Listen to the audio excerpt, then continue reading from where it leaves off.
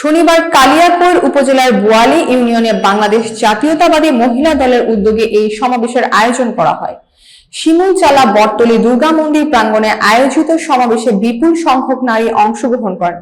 Multimedia প্রতিনিধি জুয়েল হোসেন জানান, সমাবেশে সাবেক মহিলা মেম্বার নূরজাহানের সভাপতিত্বে এবং জাহাঙ্গীরনগর বিশ্ববিদ্যালয়ে রোকেয়া হলের সাধারণ সম্পাদক ইফফাত জাহান ইস্যু মনির সঞ্চালনায় প্রধান অতিথি হিসেবে বক্তব্য দেন গাজীপুর ১ আসনের বিএনপির মনোনয়ন প্রত্যাশী সাবেক মেয়র মুজিবুর রহমানের সহধর্মিণী মিসেস আজমিরি রহমান মুন্নি।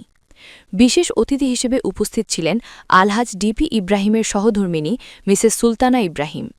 সমাবেশে বক্তারা নারী সমাজকে ঐক্যবদ্ধ হয়ে গণতন্ত্র পুনরুদ্ধার ও ভোটাধিকার প্রতিষ্ঠায় সক্রিয় ভূমিকা রাখার আহ্বান জানান।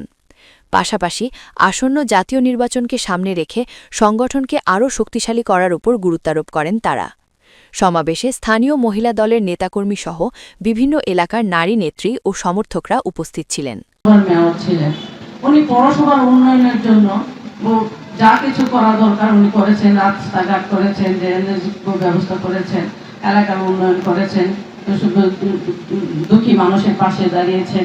আপনাদের এলাকার উন্নয়নের জন্য মেয়র মুজিবুর রহমানকে ভোট দিয়ে আপনারা বিজয়ী করবেন, আপনাদের এলাকার উন্নয়ন করবেন, আপনাদের এলাকার রাস্তা ঠিক করবেন, ড্রেনেজ ব্যবস্থা ঠিক করবেন এবং মা বোনদের ফ্যামিলি কার্ড দিবেন, পুরুষদের জন্য আছে কৃষি কার্ড এবং বিধবাদের জন্য বিধবা কার্ড আছে এবং আপনাদের শিক্ষিত যুবকদের জন্য প্রশিক্ষণের মাধ্যমে কর্মসংস্থানের ব্যবস্থা আছে এবং উন্নয়নমূলক যা যা আছে আপনারা সেই সেবাগুলো পাবেন। মেয়র মুজিবুর রহমান একজন সৎ এবং আদর্শবান মানুষ। উনি দুঃখী মানুষের পাশে দাঁড়িয়ে সকলকে সহযোগিতা করতে চান এবং উন্নয়ন করতে চান। ওনাকে আপনারা ভোট দিয়ে বিজয়ী করলে আপনারা একদিন বলবেন আমরা একজন সঠিক মানুষকে নির্বাচিত করেছি।